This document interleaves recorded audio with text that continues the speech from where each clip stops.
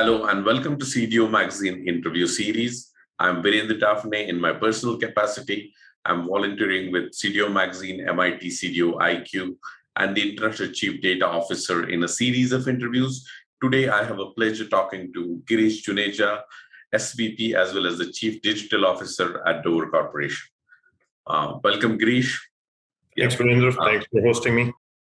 See, there is a lot of companies who have this traditional culture, okay? A traditional culture fix and digital transformation needs a culture shift. It needs old habits, speed, and value creation. So it's a culture shift and habit shift. What are your thoughts around it? How do someone like you, who is at Chief Digital Officer position, is going to address this? Another name of CDO should be Change Driver Officer. So look, digital transformation is a change management exercise, first and foremost, right? So the success or failure in a CDO role is, to me, the determinant of that is how good somebody can be in driving change in an organization. Successful organizations have evolved with certain processes and certain cultures because it's been successful for them, right?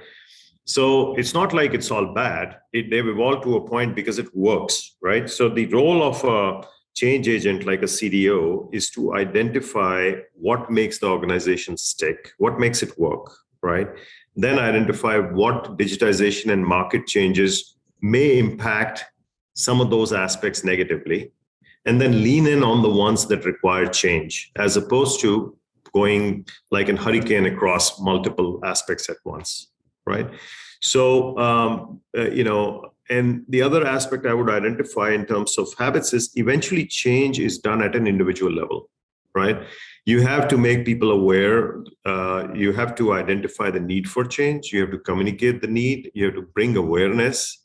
You have to make people feel empowered as part of that change, and then be able to reinforce it through constant information that the change is working so that people continue to row in the same direction, right?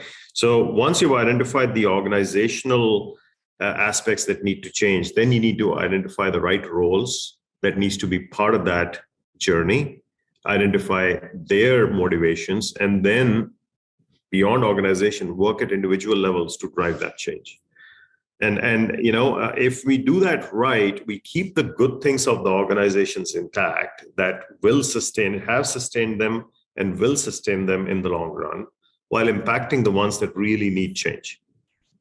Yeah, okay.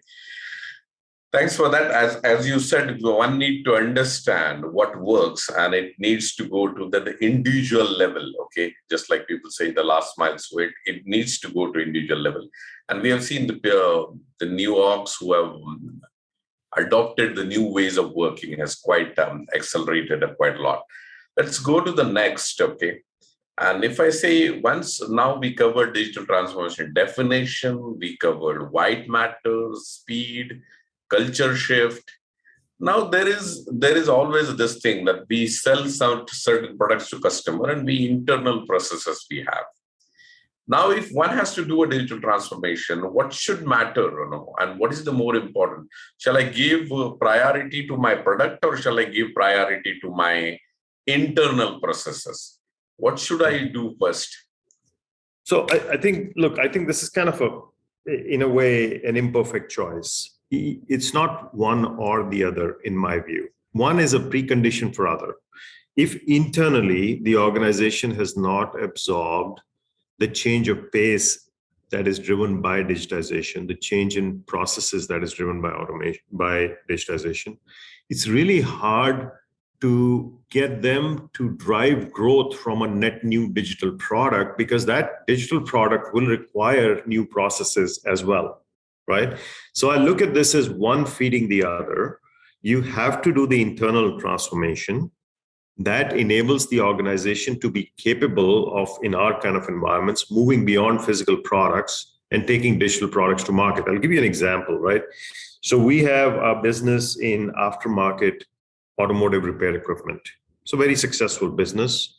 very successful brands known world over, Rotary and Raviglione. These are some of the very well-known brands in Europe and America. And they have sold into vehicle repair shops these equipments, which are mechanical equipments with some electronic interfaces.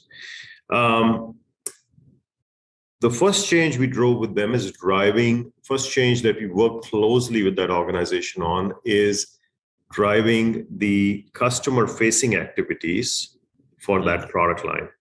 And this was not about the product itself. This was how customer engaged with them, right? So digitization of the customer interface, making information easily available, driving e-commerce, helping them do configure price quote, those areas.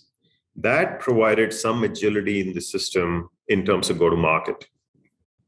In the meanwhile, the organization leadership was forward-thinking enough. They acquired a startup company that was building some early technology around artificial intelligence-based hail detection system, hail damage detection system on automotive, right? So in North America and in Australia, there's a lot of hail damage on cars, and it is a very slow process to try to get assessment and then get paid by the insurance. So we identified that opportunity. Now, that product is a very different go-to-market. It's almost product as a service, and the buyer is very different. So think about a different go-to-market, a new product done by a traditional company. We wouldn't have been able to move forward on that thread without having changed the way the company did their own traditional go-to-market with their customers. So digitization in that customer experience helped drive digitization in the product, enabled it, and accelerated it. Okay, fine. I think you're talking about the integration between two and how it benefits the organization. If I go further, okay, there is a thing called as a digital adoption. Okay. Yeah. Now, whether somebody says banks have 40% of digital adoption now, 100 out of 40 people are doing either mobile or online banking. And the more people do, they save the cost. Yeah. Okay. So do you want to comment anything on the digital transformation or digital adoption in your industry?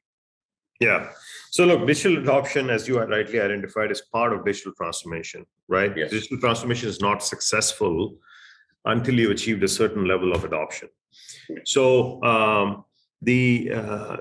for such examples, we can apply in industrial environments. So I'll give you an example. We went through and we are still in the middle of a major digital transformation initiative around changing our go-to-market, making customer do a lot of self-service. Many of our customers are distributors. And oftentimes the reason they call us, the reason they follow up with us is they're trying to get accurate information on, has the product shipped? What's the price? Do we have it in stock? Can I place an order? What's the status of my order? Where is my invoice? Things of that nature, right? So we digitize that entire interface in order to make our channel be fairly self-enabled, okay? But that's the technology part of digital transformation. Then comes the stage of adoption, right? And to me, adoption is really the most critical one, because without adoption being successful, the transformation is nothing but technology deployment, right? So, and this requires a lot of work, sometimes more so than the peak technical work required in transformation. You need to have toolkits around communication, around training. You need to have incentives and disincentives, reinforcement through data, and gamification that creates some level of competition in adoption. And I look at it as a rule of a third, right? A third would adopt as soon as you enable it. They were dying to adopt. We were slow in making it available. Let's call it that way, right? Oh, okay. The second third is going to adopt, but requires a lot of training and incentives and kind of bringing them along, right? And the last third is the one that typically always says, not always, but often says yesterday was better. When it was all manual, it was better, right? If you can get to 2/3, I believe you're really succeeding well. The last 1/3 is always a slow haul, but getting to that 2/3 to me is really the magic number for having an adoption successful. Thank you very much. It was a learning experience for me to be with you. Thank you very much again, Girish, Juneja. And for everyone, keep watching cdomagazine.tech for more interviews. Thank you very much.